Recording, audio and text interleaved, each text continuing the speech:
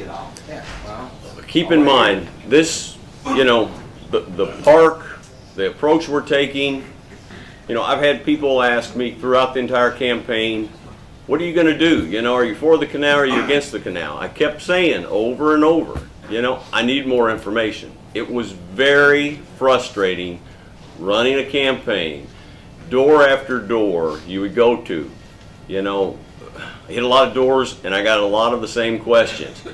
I don't like this canal. What are you going to do about it? Well, here's my approach. Now I'm putting this out to the public. I want your opinions. That's why I'm holding another meeting next Wednesday at 6 o'clock. There will be another one after that. You know, this is Jeffersonville's problem. This is Jeffersonville's solution. I'm proposing a plan that is going to save us over $69 million. I'm excited about it. I think a lot of people will. But it's not set in stone. If there's, you know, some other suggestions, throw them at me. You know, let's get this out here where the public's making the decision, not one person. So any ideas you have, you know, let's get to the point where we're comfortable. Let's show the EPA we're fixing their concerns, you know, and that's something we have to prioritize. That's the number one thing we have to do. You know, we might have dreams of doing something else. Best thing for us to do is meet the EPA demands, and then let's go forward after that.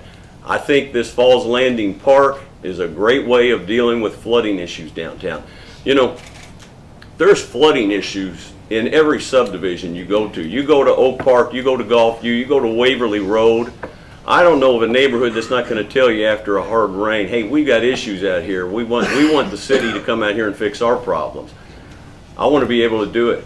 I'm not going to go spend $69 million, but I'd rather fix some basic issues throughout the entire city of Jeffersonville. The first district is not the district that picks the mayor of Jeffersonville. It's the citywide election. I'm trying to make 45,000 people happy. I know I can't accomplish that, but I want to fix as many problems in Jeff as we can, and I want to do it at a rate that's still affordable for people to live here. Mayor, I just wanted to add, you're referring to the flooding. We are also about 7 or 8 months into probably an 18-month long master planning process for stormwater in all of the city of Jeffersonville, and we have the consultants for that in this room. I mean, that's going to be part and integrated into this plan. So, Tony, next Wednesday night, come away from here a week from now and come back with some ideas. Everybody, I want to hear them. I don't want you all just to hear my voice. I want to hear your all's. Please. yes, sir. I was sold on the old plan because it promised me a little bit of future for downtown Jeffersonville, expansion in the way of new stores coming in and new things coming. Your plan looks good. What provision have you made for new stores coming in and supplementing and, let's say, making your planning look better? I love your bed and breakfast down there on Market Street. You gave me a tour of it a few weeks ago. It's beautiful. I'll tell you how we're going to revitalize downtown and every other area of Jeffersonville. We're going to do it by keeping our taxes low. We're going to build this big 4-bridge ramp. We're going to have a beautiful, cosmetic allure to the city of Jeff that is going to be bringing people to your bed and breakfast. We're going to do it in a way, you know, this canal, being a small business owner, I had some real concerns that the businesses up and down Spring Street were really going to suffer. I don't know if they felt that way, but, you know, if you go to New Orleans, Bourbon Street is a bustling place. You go 1 block away, nobody wants to go there. I had some fears that the canal would take decades-old established businesses and divert the traffic away from them to what the city may or may not want to, may do. You know, there was a lot of speculation. People were saying, oh, this hotel's going to come. That's great. You know, how come the hotel never signed a lease? Well, they would only do it if the canal was there. Hey, sign a lease contingent on the canal being built.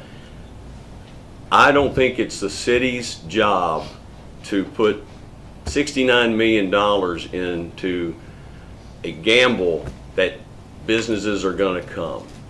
I think if you keep your tax rates low, you concentrate on improving your schools, you concentrate on making quality of life issues better for the residents that live here, you're going to keep those residents and you're going to attract new companies. Give me 4 years. Let's see how much growth we've got in 4 years. If you're not satisfied with me, get me out of here. But I think I got a plan that's going to get us there. About a year ago, the city of Jeffersonville got a lot bigger and going eastward, northward. The old parking services had CSO problems. So the city of Jeffersonville now is going to have to look at that to satisfy the EPA and IDEM. They're having sewer overflows right in the old park for service area. Are you talking about the same problems being out? I was actually annexed myself. Are you talking about us having the same problem? We don't have combined sewer and stormwater out in that direction. Why do we have surges in the line? Can you repeat the question? I'm sorry? Could you repeat the question? Well, I'm not sure I heard it. The line? He's asking. I'm going to ask for help here. I'm not sure what he's The asking. Oak Park Conservancy District has their own stormwater and sanitary sewer system that's not a part, even though we've annexed that part of the city, we have not taken over their sanitary sewers or their stormwater program. That's all in Oak Park. They're not even compliance to the requirements. We don't have any control. The city of the Oak Park, I grew up in Oak Park actually, great neighborhood. They've got flooding issues that I think the city's going to be able to assist with. But we don't have control over the Oak Park Conservancy District. And, you know, everybody in Oak Park, you know, they were mad. They didn't want to get annexed from the people that I talked with. Brian Wallace is your superintendent of your Conservancy District there. Great guy. But the job we have of Lynn Ashak doing the city of Jeff, Brian Wallace is doing in Oak Park. We don't have control over that. And I don't think the people of Oak Park want us to have control over that. So. That's all around it. And it's all around it, except that on the river. Yeah, I mean, And they got- I contributed to that fund to fight the annexation as well. Bruce Hurt and Louis Evans and all those guys, they did a tremendous job. But, you know, that's a couple of years ago. I don't think any of us wanted to be annexed. Jeffersonville needs to move forward now. That's what I'm asking. Do you know what's going to happen to Place Square Park? Well, we'll be playing ball there this spring. Vissing Park will be completed sometime at the end of this year, and the softball fields will be moved over there. I think once you complete the Big Four bridge, the walking bridge, the potential for growth will be there. The city owns a lot of property down in that area.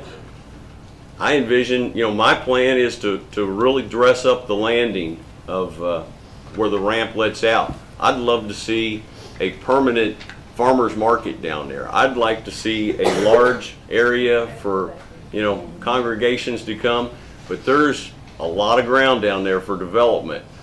My idea of getting that development is for somebody else to spend the money to come here, not the city of Jeff. So I think you'll one day see some development on that ground.